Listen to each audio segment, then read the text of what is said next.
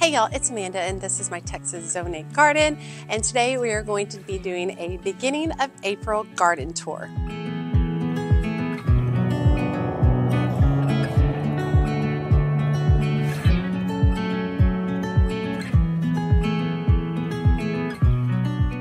Okay, so last month what I did is I did a tour right at the beginning of March, and then the day after I did a February garden recap talking about the month before. So I'm going to be doing the same thing today. We're doing an early April garden tour, and then tomorrow I'm going to be doing a recap of everything that we did in March. So make sure you check out that recap. I talk about what were the most popular videos, what my favorite video was. I talk about my successes, I talk about my failures, and then I talk about my plans for the next month, for the month of April. But today we're going to go ahead and start in the backyard because check out my Don Juan rose. I am obsessed. So I planted this guy last year in honor of my little girl Ivy. She's not a little girl, she's 15. Oh, I see a rose that's like stuck back here. Hold on, let me see if I can get this. I got stuck back there, but I planted this just about a year ago and it has grown exponentially. It is absolutely beautiful. Just to give you an idea on the size of these roses, I mean, I have giant man hands, so it's probably minimum 4 inches across. Absolutely beautiful. And the smell is ridiculous, y'all. It is a kind of a more of a fruity rose smell. So it's not really perfumey, but it has like a sweetness to it, which is absolutely beautiful. And I have a ton more blooms coming. And the way that we ended up trellising this, so basically we brought up the canes and we turned them to the sides so that they were more horizontal, and that allowed me a lot of straight up and down blooms. So this bloom is coming off a cane and it's probably 14 inches stem, which is wonderful for cut flowers. So I can come through and literally cut off these flowers and still have all the main rose canes on here. So really love them. We have a lot more blooms on their way. I did treat this with a rose fertilizer, maybe right around Valentine's Day, so maybe the third week in February. Treated all my roses with a rose fertilizer, trimmed all of them. This guy we re-trellised for optimal blooms, and absolutely beautiful. Okay, so I've been asking for a lot of updates on the new roses in my garden. So let's start with the Walmart rose updates. I had 3 roses from Walmart, and I had 2 out of the 3. This guy right over here never leafed out for me at all, but he's still green. And it would have been really great if I actually labeled them, which I forgot to do. So I'll have to go back to the video and actually put the pictures below, of the names below. But Jeff can come over here and just kind of get a general close-up of this guy. This is the one that has not given me any kind of new growth. So I do have like this one side, which is really dead, but this side is still green and still has a greenness factor to it when you break it. So I'm kind of holding out hope. I don't know if anything will come of it. Most probably not, but it is what it is. And then here's an additional one. I don't recall which one this is. I think that this might be Chicago. I don't recall. This one's leafing out really well. This one took a while. And then this one over here is leafing out beautifully and already has buds. It's already budding up. So it's looking really good. I'll put the names of each variety down low just so y'all know. So 2 out of my 3 roses from Walmart did really well. And truthfully, I'm pretty excited and happy about that. I think that's a pretty good number considering how inexpensive these are. So now this guy right here is a Belinda's Dream, which I had from last year. It's already begun blooming. We've had a lot of rainstorms, so this bloom isn't looking as great. But if it were, just to give y'all an idea, I'll break this apart. This bloom would have been absolutely huge. So I'm going ahead and pulling it off because it's rotting. But I have a lot of other ones that are starting to come out. Belinda's Dream smells absolutely beautiful. Their roses, their second flush is usually more petite. Absolutely gorgeous roses. That's doing well. This one to the side is an At Last rose by Proven Winners, a shrub rose, and it has lots of lots of buds on it, so it will be blooming very soon as well. I don't have any of these pots set up to any kind of water. They're basically just living off of rainwater at this point in time. Once I get them to their final location, then I will go ahead and set them up to drip. But so far, so good. Okay, so over here is the disastrous tulip project. Don't let me plant tulips next year. They didn't do well. Basically, all of this is getting dismantled this week, and these are all getting shifted over into a couple of different things. We're going to probably have 4 containers that are going to start doing gladiolas in them, and then we're going to have 4 containers that are going to have my seed dahlias in them as well. So this is all going to be changing up this week. Now, in conjunction back here, let me get Jeff to shift. I think you might have to shift that way, sweetie. We're looking at this garden bed right here. So this garden bed is going to be getting a ton of work this year. So a couple of different things. All of these across here are bachelor buttons. Back here is green cress, which all needs to be harvested very quickly because it is starting to go to seed. And green cress spreads like wildfire. So I need to get in here, harvest it all, enjoy it.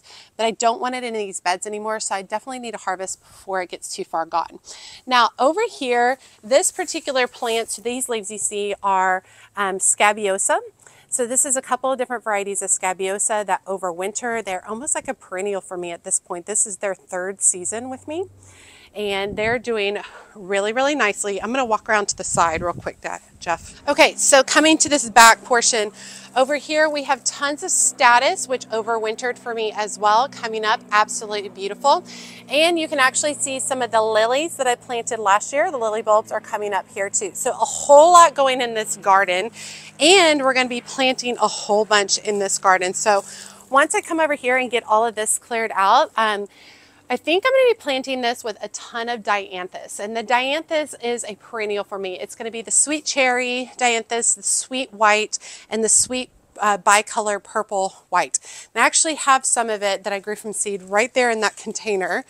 The red and the white blooms right there. And they grew in that container last year, and they're already blooming right now. And so I have a bunch of seedling starts.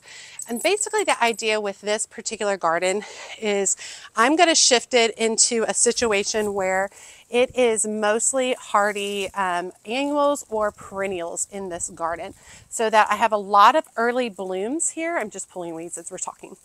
I have a lot of early blooms in this garden, and then once it starts to taper off at the end of spring, I will go ahead and plant this up with tons of zinnias and sunflowers for the hot, hot weather, which I think will be really, really nice. Now over here I have tons of crimson clover, which is absolutely gorgeous. I need to start harvesting some of it for cut flowers, and this was an experiment this year. It's supposed to be used as a cover crop and supposed to just be really great for adding nutrients back into your soil.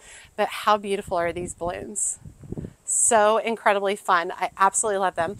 I need to start harvesting these and do some arrangements with them. Tons more of the green cress, all ready to be harvested. Now I need to get in there and do that ASAP. And then as Jeff is panning over, you're going to be able to see kind of a lacy greeny flower kind of stalk standing up, and these are all liatris. All of these are liatris, and they're going to get ready to bloom too. And you can see tons of liatris throughout this whole area, which is all going to be blooming very, very soon. Like this is the height, closer height that they get to as they begin to bloom. So it's looking really, really good. We have a lot more planting to do in these beds. I have toothache flower, I have straw flower, I have the dianthus, I have azuratum, I have, I got so much that needs to get planted. That's probably going to be what most of the videos are for the next couple of weeks. So I've got to get this stuff out of here. We are about ready to take down the greenhouse, right? Yeah. So Jeff's going to help me take down the greenhouse. And once the greenhouse is down, now these plants we got to get these out into the garden. So we're going to be a lot going on. Now, from where Jeff is, we're going to shift this direction. So we've got a lot going on in this garden. I already did a massive harvest of Dutch iris, which they were perennial for me and kept coming back. A lot of these kind of frothy kind of leaves that look more like ferns. Let me step over here. They belong to this, which is an Ami flower, and it's a chocolate Ami. They're not blooming yet, but they'll be beautiful soon. Of course, I have more green cress, and I'm wanting my green cress definitely to spread in this bed. I don't want them in those raised beds we were just looking at. I'm being very careful because I have tons of seedlings going on down here. I have a couple of Bells of Ireland that made it through that. I had 20. And I only had 1 and 2 little seedlings make it through all that Arctic blast. Got Bupleurum coming up over here, lots of zinnias, a lot going on in this bed. But let me get Jeff to pause, and then I want to show you this new portion over here. Okay, this is the portion that I planted not long ago at all. I planted liatris and I planted Casablanca lilies in here. All of these you see right here are liatris coming up, and they are just go, go, go. And then let me get Jeff to come closer and I'll point out the Casablanca lilies coming up because they look similar, but they'll start getting really tall. So this is a Casablanca lily right here, and you can see a liatris right in front. So their leaves are much different for the lilies. But yeah, this garden bed is going to be beautiful. These are bulbs and they are perennial in my area. They will come back year after year and they will continue to multiply. So as Jeff kind of scans back, you'll be able to see that my liatris are probably going to get 24 to 28 inches tall. Casablanca lilies, they'll get much taller over the years, but for the first year, they're going to be about 2 feet. So eventually this garden is probably going to get about this high in this particular area. I'm totally fine with, once these have bloomed, I'm totally fine with having the green cress growing up between it, like other seeds coming in it, but I'm really excited to have so many bulbs in this area that can be harvested probably in like a month to 6 weeks. Okay, Jeff is under the willow tree right now. It's beautiful, right? Yeah, it's gorgeous. So I'm not going to show you a ton back here because there's not a lot going back here. I've done a ton of work. Few things I do want to show you. I have a ton of Dutch iris coming up and gladiolas coming up in this bed. And over here, my Dr. Rupel clematis is going bonkers. Now this clematis I grew from bare root. This is its 3rd season here, and it is doing phenomenal. Look at these blooms. Absolutely beautiful. I mean, it's almost iridescent. The quality of it is almost iridescent. Absolutely beautiful. I'm enchanted by it. It's so pretty. And I can see it from my back window, which I absolutely love. We have a few other areas. I've got my Oh So Easy Urban Legend Rose coming about, my American Beautyberry coming up. This guy right here is an HF Young clematis. I have a few buds on it. It's a purple tone. It really took off this year. I also grew this from root, and it is doing absolutely beautiful. It's going to be stunning this year. I cannot wait. I think I have some Virginia creeper going on back here. Stop eating grass, Buffy. Go on, go on. I think I have some Virginia creeper that's popping up over here, which I love. I'm obsessed with that, so I would love to train it up over the wall. I might do that. Here's a few more of the dianthus that I planted last year that I'm about to plant a whole bunch of. And this is the sweet bicolor purple and white. Very fine cut flowers, great perennial in my area. So I have a whole bunch of those. But if you see like how dense this container is with dianthus, that is my goal for that, that raised bed back there, to be as dense and full as that. We have more weeds that I pulled these up. Y'all look. I pulled these weeds up out of the garden and threw them on the grass, and they rooted into the grass. I cannot even believe, oh, they all righted themselves. That's ridiculous, y'all. Okay, well, I'll have to get after that. We have some yarrow coming up over here. This is my Japanese snowball viburnum, I think. I grew this from bare root. It's never bloomed for me. However, I read that it can take up to 5 years for it to actually bloom. I don't know. We'll see. All right, let me get Jeff to flip around. Okay, so over in here, this bed right here is my fall planted ranunculus. So in the past, I've started my ranunculus corms in late winter, early spring, and by the time it gets time for them to bloom, it's too hot in my area for ranunculus to actually bloom because they're a cool weather flower. They like colder temps. So I planted these this fall, and I had hoops over them, and then if we had freezes, I make sure that they were covered because ranunculus corms do not like to freeze. And I've already harvested a ton, but they are absolutely beautiful. This peach one is, boy, that color is just absolutely gorgeous. But I am overjoyed with the amount of ranunculus that I got so early this season. I'll show a couple of different ones. This one right here that I'm showing is a Tomer purple. Really, really pretty. These whites back here are Tomer purple. These pinks back here are Tomer pink. Absolutely beautiful. So these are about done. So one of the things I'm going to be adding to this bed very soon is I'm going to be filling it with sunflower seeds that I got from Sunflower Steve. I ordered the Van Gogh Fantasy Mix from him where it's 25 seeds, and it was like $15 for 25 seeds, which is ridiculous. But I'm going to be planting those probably in the next 2 weeks. I did order 2 sets of those seeds, one for myself and one for a giveaway. So that is going to be in an upcoming video for you all. Now back here, I have not messed with this area yet. This is my heirloom chrysanthemums bed, and it's doing really, really great. I have not pulled up all my Christmas lights that I use for winter. I need to pull those up, and I need to do a little bit of pruning. However, these are already growing so well already. I won't be doing much pruning because I don't want to mess with them. One thing I do need to get into is I need to get in here and fertilize all of these as well. And then I'll also point out the America climbing rose right here. And for those of you who saw my rose pruning video, I pruned this guy harshly. So the goal is, it's starting to bud up. The goal is for this guy to start growing and then to train it over the shade entrance. So why don't we actually, I'll get Jeff to step back so that I can show you how it's going to train, and then we'll step into the shade garden. So the goal is eventually these canes get about 20 to 25 feet tall. So the goal is to train it up and over the trellis like this. I also have a beautiful honeysuckle vine that I'm going to be planting going this way. This all has to be stained before I can do that and before I can do any planting. But let's go ahead and go inside the secret shade garden.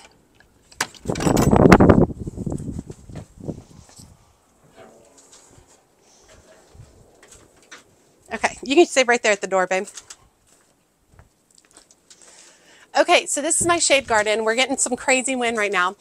So I've noticed that my shade sail keeps stretching. So I got to kind of figure something out like that. I put this all up myself. I think I need Jeff to come in here and use some of his muscles to help tighten this up. I think would be a huge help. The other day I did a video on doing this 3-tiered planter, and it's covered with beautiful tuberous begonias. Jeff, you can come closer if you want, sweetie. And it was so much, and I added Swedish ivy. It's absolutely great. These blooms are ridiculous. I think this one is called Petticoat Rose by Proven Winners. I mean, I'm obsessed. And I have some of the begonias that I grew from seed in here. It's looking really good. And one of y'all suggested that I turn it into an actual fairy garden, which as soon as I mentioned it to my daughter Ivy, my 15-year-old, she was like, yes. So that is one of her goals over Easter break, is to come in here and put a bunch of fairy houses in that, which would be really fun. Leopard plant is doing beautiful right here. My acanthus, or my bear's britches, is doing beautiful. Everybody's filling in and happy. Over here are hydrangeas, and these are just those traditional Mother's Day hydrangeas that you would see, you know, at grocery stores and some of that. They're grown in a greenhouse. You wouldn't typically take them and plant them outside. A lot of people are like, no, those won't work if you plant them outside. They actually can work. You have to pay attention to them. They're not going to just be easy to plant and be done with. You have to actually harden them off. Once they've bloomed inside for you, harden them off, bringing them outside, adjusting them to the sunlight and the temperatures, planting them. But this is the 3rd year for them. So some of these have 2 in them right here. This guy doesn't look like he's doing as well. He's just budding up so late compared to everybody else, but he has buds up his stem. So we're just going to leave him be for now. These have all been fertilized and they have drip to them. And a lot of people are like, hey, those Mother's Day hydrangeas that you get, the pretty blues and pinks, and it's just like a plant and someone brings them to you and you typically enjoy them inside. They're like, you can't plant those outside. You can with the right conditions. So keep that in mind. They're worth a try. I ended up getting these on clearance for like $4 a hydrangea, and I thought, hey, that's worth a try. So I tried it out and I had really good success. So this is their, I think their third season. This is a new location for them. So we'll see how they do, but they are definitely already budding up with flowers. So I'm really looking forward to that. Okay, so the Vigo planter is doing really great. We've got the oak leaf hydrangea coming up. The goal is for this to grow up really big and full, almost tree-like. I did see, I asked some of y'all about my pigeonberry. I do see that some of it might be coming back. We'll see. We had some new heucheras, coral bells that we planted. They're all doing beautifully. We're at the end of the season for all of my hellebore, but they're doing really nice. So I look forward to how much they're going to grow next year. Definitely some more projects in the shade garden coming up, specifically just to Jeff's right, this additional three-tiered planter that I'm going to be filling with, I believe, Impatiens. I think I'm going to go for a lot of color in this particular planter. So that'll be coming up in the next few weeks as well. Okay, so this is my Snapdragon garden. All of these overwintered. Doing really, really well. I've already made a really big harvest and there will be more to come. And I have more Snapdragon seedlings that I'm going to be tucking in amongst these. These are all beautiful. Snapdragons are cut and come again, so the more you harvest them, the better. These will stop blooming during the hot times of the summer, and then they might give me a very small flush in the fall. But I love them so much, I'm just going to keep having them year after year. Once these are done blooming, I will probably plant in zinnias and more sunflowers in this particular area, which I think will be really, really pretty. Back here, I've got Lisianthus, but you can't really see much of what's going on with it at this actual moment. Now, over here in this garden, we got a lot going on. First of all, I got grass. Secondly, I've got sweet peas going bonkers over here. So I need to start really focusing and training them up into these containers. So sweet peas are typically more cool oriented flowers, and I've tried to grow them before in my hot weather and it just really doesn't work. So I started all of these seedlings in the fall and overwintered them, and now they are going bonkers. So I'm really excited. I think that's actually a piece of delphinium. Really excited to see those blooming soon. Got a stray sunflower coming up here. Also got some other seedlings coming up. I know I planted them here. I do not know what they are. I don't recall what they actually are. So I'm going to need to investigate that too. I usually label, but sometimes I don't. So I do think I see a little bit of spider mite damage. Yeah, spider mite damage on some of my, and Jeff, you can kind of see through this hole just so they can see what it is. On some of my sweet peas, I see spider mite damage back here. So I probably need to come over and treat that with some insecticidal soap before that gets out of control. But yeah, these are absolutely beautiful. I'm so excited to have sweet peas this year. In the past, they've gotten a little bit tall and then they've just died off. So now we also have tons of gorgeous delphinium here. This was the Magic Fountains mix. And these are, I mean, they're so gorgeous. They're like fairy tale-esque. So it's a mix of different colors, blues, lavenders, purples, whites, pinks. Absolutely beautiful. I grew all of these from seed and I overwintered these as well. These snapdragons are trying to take over. I overwintered these as well, and then that's pretty much the only way that I can grow delphinium is to overwinter them. It gets too hot too quick for me to grow them from seed during the winter into spring. So overwintering is what works best.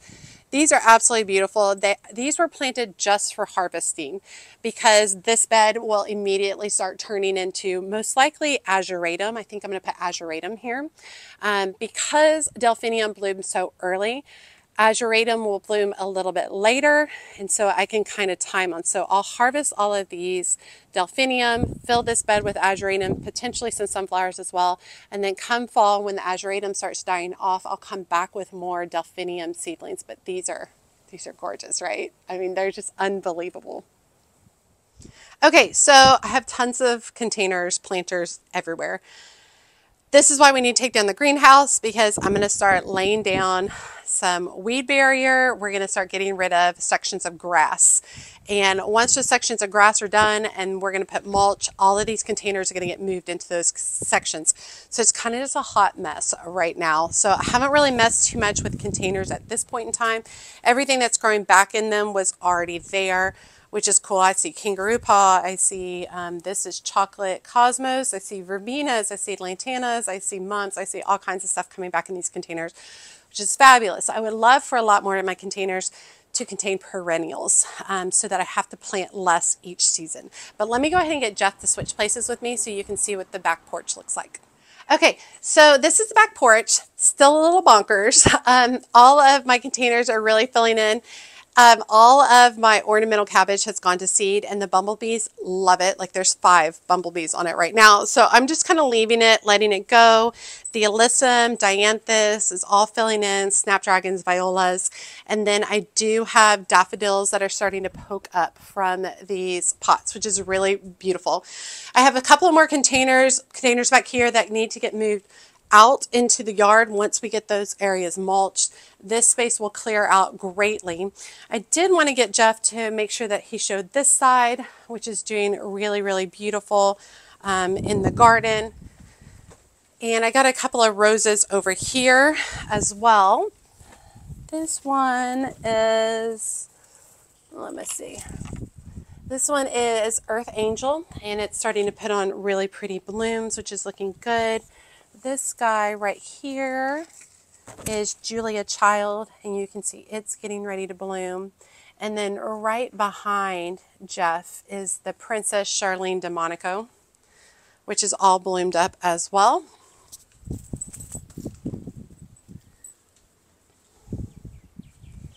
And a lot going on in the greenhouse. It is stuffed to the gills. I showed Jeff this earlier today.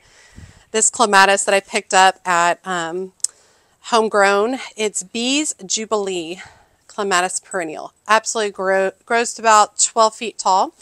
Absolutely beautiful. I need to do just a video on just planting clematis. This clematis was $16.95. And then I started several from roots and they're all coming up as well. This is a Jackmani. I have a Belle de Wong, which is trying to like attach itself to Cleome back there. And I even have an Ernest Markham. So really pretty. All of this stuff needs to get planted in the ground. It's tired of being in pots and it's tired of being in the greenhouse. And I'm tired of the greenhouse. Like I'm ready for the greenhouse to be gone. It did its job. It's great. But now we're just in warmer temps and truthfully, it's really hot in the greenhouse now, and I don't really need that to be happening with these. So it's going to be really fun taking this down really soon.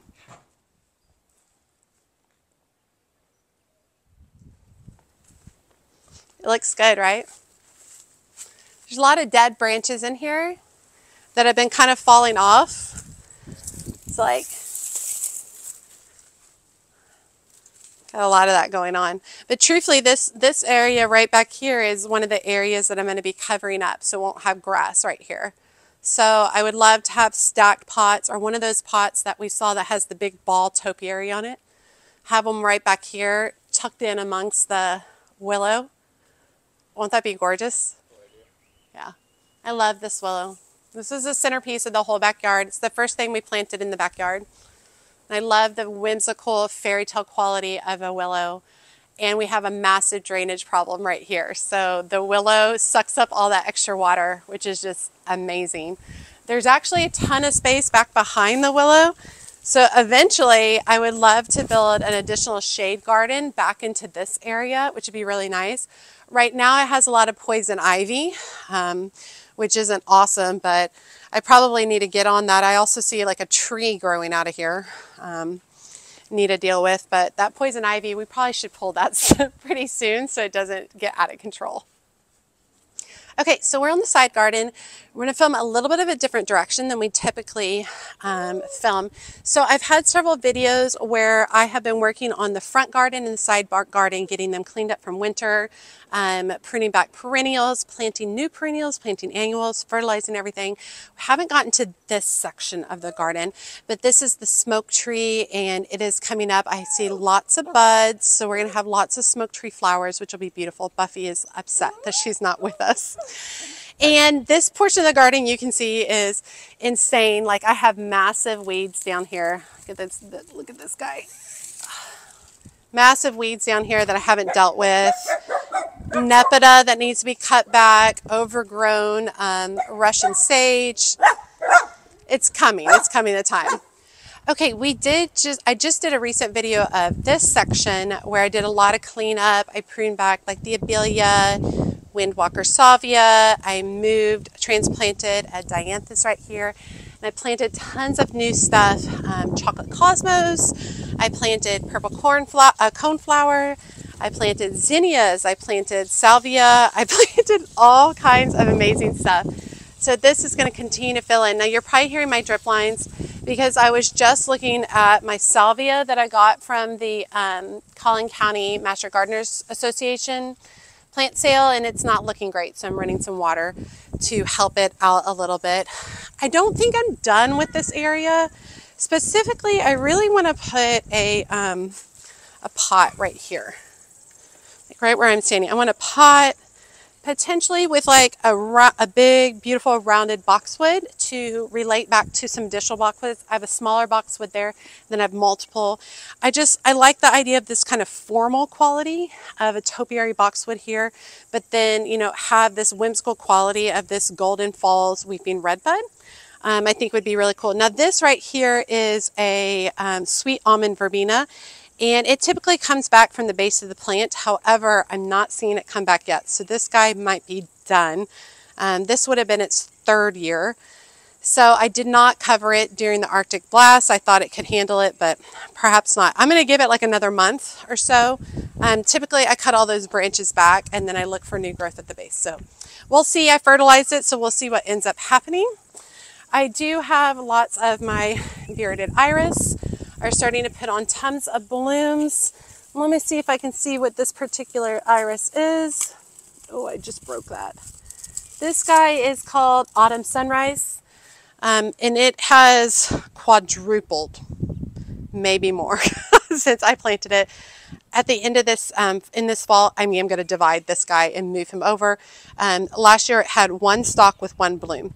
This year it probably has a dozen stalks with blooms. So kind of crazy how big that guy went. But if he ends up getting bigger, I'm going to enjoy transplanting rhizomes to different portions in the yard to really fill in a lot of negative spaces. Because even when the bearded iris isn't blooming, I still love these kind of sharp gray, blue-green leaves. I think they look really good in contrast to other things in the garden, which is nice. And then we did work over here. We planted more echinacea, dianthus. We also planted eryngium, and we didn't work on any of the planters on the side garden yet. We'll get to that on another project, but everything's looking nice. Now I'll get Jeff to kind of swing over so we can kind of see this whole section. Now, the spireas are the white blooms right now. These are double bridal wreath spireas. They are at the end of their blooming cycle. So when Jeff gets in close, you can see that they're browning in a lot of places because the blooms are older. So probably in about another month, I will come back and I will dramatically prune these back to the point that it's going to look real rough. But I'll dramatically prune them back. These are not attractive when they're not blooming, and they only bloom for a very short amount of time. Do I think it's worth it for that short amount of blooming time? Yes, I absolutely do. It literally looks like curtains of popcorn. Like, I absolutely love it. Then what I'll do is I'll trim it back as soon as the blooming cycle is done, and then it will spend the rest of the year growing back all new branches. Those new branches are what's going to have the spirea blooms on them next year. It blooms off of new wood. So that's exciting. And the Ruby Falls Weeping Redbud is coming, starting to bud up and put on leaves.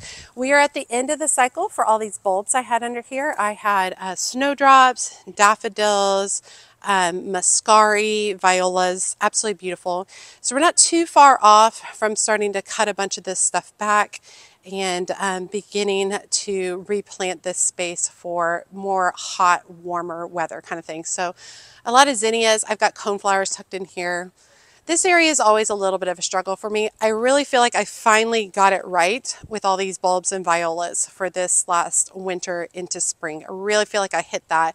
So now I need to figure out what's going to work best for summer blooms, which will be really important. And I've got containers in the back, which are a hot mess back there. They fell off their stools. I haven't even climbed back there to deal with it yet. So how do y'all like my gardening boots with my dress? Okay, so this is another section of the side yard that we worked with. Did a lot of cleaning out. All of the meteor showers verbena is going bonkers. We planted in some new perennials, including a caryopteris, and this is called, I think, Pink Pavilion. Let me get Jeff to come in here close for this. Caryopteris are new to my garden, and they are massive pollinator magnets. I'm really excited. They're also native in my area, and I believe they can be used as cut flowers. We'll be experimenting with that. That's going really, really well. I also put in a couple of new varieties of phlox in here, but this area is looking nice. We did a really good shade down on my boxwoods. Now you can see, I told y'all at the time that my electric trimmer is not very sharp, and now you can kind of see some of the damage caused by a not very sharp electric trimmer, but that'll soon be hidden by new growth, so I'm not super stressed about it. Over here I did transplant a evergreen. This is a dwarf Alberta spruce into here, and it's already put on a flush of new green if Jeff wants to take a look at that. But yeah, it's looking really nice too, and I actually kind of like it in that space. I need to prop it up so it's just more stable, but I think it's looking really good. All the really bright limey green is all new growth. But I have two dwarf Alberta spruces in the front yard, so I love the idea of repeating elements in different places. Like here's another of the boxwood rounded kind of topiary look. So you can understand why back on that further part of the earlier portion of the side garden, why I wanted another container with a ball in it. Just because when you repeat things in multiple places, it helps with the continuity of the garden. I don't want everything to be matchy-matchy, but I don't want every single thing to be different, because then it just makes no sense. So having a few elements like this is my third dwarf Alberta spruce, having some additional boxwoods in some places really kind of brings the garden together. Now I'm going to get Jeff to swing around to the front of the swoop, the curved swoop. Okay, so this is the front garden. You can see all the pansies are just kicking it. They're looking really, really good. I tucked in a few petunias in here as well that are larger varieties of petunias, so they should spread out beautifully, especially as a lot of the pansies are dying back. This last year, I started a bunch of foxglove from seed, planted them in the fall and overwintered them, and these are perennials in my area. And so I basically did 4 kind of like groupings of foxglove throughout the garden, the front garden, and because of where they're planted, they'll bloom at different places. This one gets the most sun, so it's going to bloom sooner than the other one, whereas I have some tucked over here, and they're a few weeks behind it as well. But this space has a ton more perennials this year, which is going to be really fun. I have banana cream Shasta daisies. I've got a new variety of phlox. I've got 2 new varieties of pink spirea, not spirea, it's pink salvia, which is starting to bloom here. But I really try to put more time into perennials because I really feel like I need more of that in my garden. As my garden continues to grow, it's just too much. I'm probably going to sit down here for a second. It's just too much to keep doing annuals all the time. It's too expensive. It's too much. Too much time, too much money. Now this area is an area where I tucked in a bunch of coleus. I would love for you to get a shot of this Duffdale right here in this area. The combination of these beautiful pansies in conjunction with this Calacha Sunset coleus that I grew from seed. And this color combination is beautiful. And as these pansies kind of die off with the heat, the coleus will take over this space. So I really layered everything in here. All of these were the daffodils. Those were early spring. Then, truthfully, more middle to late winter. Then we really had all the pansies start blooming like crazy. They're going to die off by about end of April, mid-May. And then this coleus, this kind of orangey peach coleus, will take over the space. And I have additional coleus at the back. That is the black dragon coleus. That'll be really beautiful. And I have, here's a couple of more areas with the foxglove. So this is the foxglove I grew from seed. And here's another bundle of foxglove I grew from seed. So those will be beautiful. And these are all lupin that I grew from seed as well. So to experiment, I overwintered these. I'm afraid that we're going to get too hot too quick to have lupin. I don't know. We'll see. And then, of course, here's all the black dragon coleus, which is looking really, really nice. But I'm really excited to see a lot of this space really fill in and grow in. And really proud of myself for growing so much from seed. I'm sure Jeff is happy too, because it's much more cost effective for our budget when I grow from seed as opposed to buying everything at the nursery. Let me get Jeff to flip around real quick. Okay, the front garden is looking beautiful. We just did an Easter egg hunt out here with the kids. Just super fun. Containers are filling in. You know, I only did these containers a few weeks ago, and they're just beautiful. The purple petunias I grew from seed. This is Snow Princess Alyssum, which is starting to spill over the side. This is Dusty Miller, which I repurposed out of the garden. And then all this tall green at the back is Henry Dulberg Salvia, which is a perennial in my area. It's going to be absolutely beautiful. For those of you who asked, you can see all the maidenhair fern, which is perennial for me, starting to fill in. And this whole space will be filled with maidenhair fern. It will almost cover this entire pot. Maidenhair fern is very unusual shape and color, and it's excellent in cut flower arrangements as well. Now I've got a whole bunch of Dutch iris coming up in a couple of different areas. That's what these long leggy ones are, and you can actually see it's starting to form its buds right here. So that's all starting to come up, and we'll be harvesting those for cut flower arrangements as well. We also did Cleome from seed. This is Sparkler 2.0, which is growing beautifully. All of this is a mum spreading out, which is absolutely beautiful. This garden is really kind of taking shape with a lot of things tucked in. More Cleome. This is a beautiful dianthus, magenta dianthus that is, I have 3 of these. It's a perennial, so it's kind of coming to fruition in here. I do not know what that guy is. That's obviously a bulb. Maybe an allium. I'm not sure. And then back here, these are more of the foxgloves. These foxgloves have a little bit more shade, and therefore they are massive. So this will give me a stem that's almost 4 feet tall in this space, which is going to look really cool. Let me step back into here a little bit more. Now this spring planter is pretty much done, and I knew that with the delphinium. I fall for buying the delphinium every year. I fall for it. So the delphinium needs to be cut back, and the winter ornamental cabbage needs to be cut back. And then I think that will allow more room for my geranium, and I also have a verbena, and the petunias continue to fill this in. Of course, my big container of alyssum I love, and then this container is all dianthus, which will fill in. It's pink and white dianthus, which will fill in beautifully. And then right below that, you can see these pale lavender flowers. That is called Opening Act Pink Adot Phlox by Proven Winners. I have 2 of those in there, 2 perennials. And between them is another cluster of foxglove. So I really worked hard. End of summer is when I started all those seeds for my foxglove. Started all those seeds so that I could have those perennials in my garden. Foxglove tends to be pretty pricey for a single stem or a single flower. So being able to have it from seed and then being able to have this like really whimsical quality bloom in my garden is wonderful, because I maybe spent less than $10 for all of these perennial plants. I have like a dozen of them, so less than $1 per plant, and that includes the soil. So really, really happy with that. A lot of additional perennials filling in the front. They're kind of, you can't tell what they are yet, but it is starting to come to fruition. Now, I have not worked on the front porch at all. In fact, I still have a Christmas tree up here. It's coming. It's coming. I've got a plan. I've got all my stuff gathered up. I just haven't found the time to start working on it because I've been so enthralled with so many other things in the garden. But I really do need to get after that.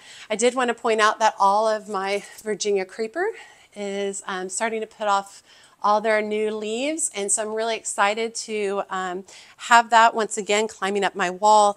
I am very particular about my Virginia creeper because yes, it is considered invasive. Let me move this over. So I really pay attention down here to what's going on. Let me see if I can step in here for a second. So this is where it comes up from the ground. So like this guy right here, this guy's a problem, right? Like I need to cut him back or pull him up out of the way because I don't want him rooting into the ground and spreading out more. This is a hellebore leaf that I just tucked into this area to die from. So this guy right here, this guy needs to come up like right there. So I need to cut him. So I'm always looking for runners on this to see if it's spreading in different places. And as long as I focus and make sure it's only trained up in this section and cut back any of the other sections, it should be fine. But I love how it grows up and through this area. You do have to pay attention that it doesn't get too intense. You can pull it down and cut it at any point in time and have it start over from the base, and it's totally fine. But I love it. I really enjoyed having it this last year, and I really look forward to what it's going to look like this next year. Okay, so the garden is going really well. You can see my river of penny blue violas that kind of run through the front. I'm loving it. Everything's feeling really good this year. We had a very early spring. We had a winter that was not very cold. We had some cold snaps, but it didn't stay cold for very long. It was a very warm winter. So in accordance, my daffodils didn't do very well. Anything that was a bulb didn't do super great. So kind of just is what it is. I hope maybe a cooler winter next year and a better show of daffodils, but you know, truthfully, who knows? I mean, climate change, right? Things are changing. This is actually, all these spiky things are a bunch more Dutch iris coming up. But yeah, the garden's feeling amazing, and I'm feeling really good about what all I've already accomplished this year. Especially growing so much from seed. It's just been such a budget saver, and it really gave me something to do at times when I would typically feel bad because I didn't have anything to do in the garden. Like I'd feel sad because I wasn't busy, or during times where I'd be buying things. And so it's kind of allowed me to have all these plants at a much more cost-effective approach than if I had been buying everything from the nursery or whatever. So that's been really fun, and it's giving me a lot of confidence for the future now as well. So it's giving me a lot of confidence that, you know, I can continue starting seeds, I can continue growing perennials from seed, starting bare roots, starting tubers, rhizomes, bulbs, all that kind of different stuff, and I can do it myself. Like I don't have to buy everything from the nursery. Of course, there are things that I can't do myself that I do buy from the nursery, and it's lovely to just buy a beautiful plant from the nursery. I love doing that as well. But this has really allowed me to really start filling in my garden at a much more cost-effective pace. And I like a style that's overgrown. Like I don't want to see any of the soil. I want plants everywhere, and I want them climbing on top of each other and fighting each other for space, and I want one plant to take over another plant as it dies back in the spring, and I just want it to be a really layered effect with my garden. I know it's going to take years to get to there, but I really feel like this year I made a big jump in that direction, which is totally exciting. So, all right, you all, I hope you guys enjoyed today's video. Make sure that you check out the recap that'll come out tomorrow. I'll recap everything I did in March and talk about my plans for April, which is really fun.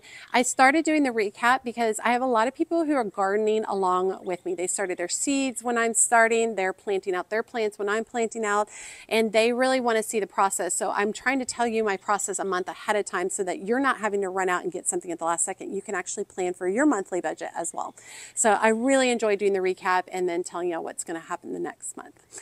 As always, make sure you like, subscribe, and comment for the channel. Every time you guys like or comment on each of these videos, it helps grow my channel so incredibly much. Let me know what kind of plants you liked seeing today. Let me know how you think Jeff did on this tour today, because he's always my videographer. And yeah, let me know what's going on in your garden as well. And make sure you check me out on my social media outlets, including Instagram, Facebook, and TikTok. As always, she's a mad gardener or decorator or anything else that she wants to be. Thanks, y'all.